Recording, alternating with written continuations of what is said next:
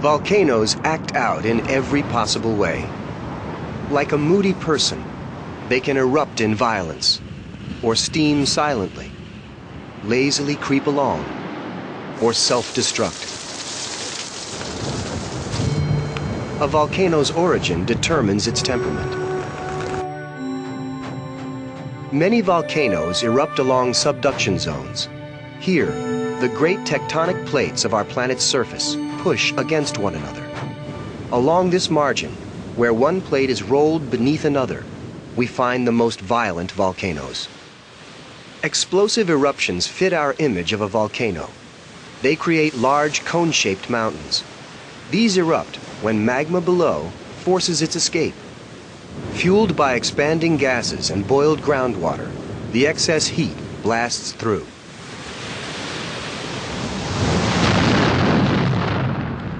Volcanoes like this often have alternating layers of different volcanic materials: ash, cinders, and lava. These layered cones are called composite volcanoes.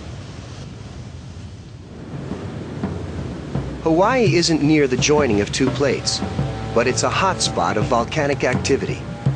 What fuels it?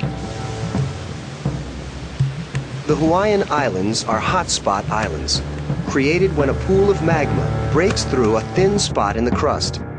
As it burns through, the plate moves along 4 inches a year. One island is carried away to cool, while the next one is created, assembly line fashion.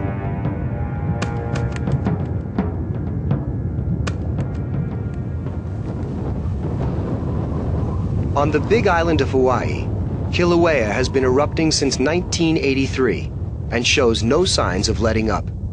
It's an example of a second kind of volcano, the shield volcano. The central crater is called a caldera. It still steams, but probably won't erupt violently. Farther out, lava oozes and flows, creating new real estate as it cools. The wide flow is what creates a shield volcano rather than a cone. This new unstable bench is pure basalt. Sometimes the flows are only inches from the surface. The thick, honey-like lava, typical of Hawaii, cools into a harsh, barren environment that can take years to support life. Cinder cones are a third kind of volcano. Mexico's Paracutin is a dramatic example. Like composite volcanoes, they can be explosively violent visitors to the surface of our planet. They burst forth with enormous quantities of ash, cinders, and lava fragments. They rapidly build volcanic mountains, but never as wide as shield volcanoes, or as high as composites.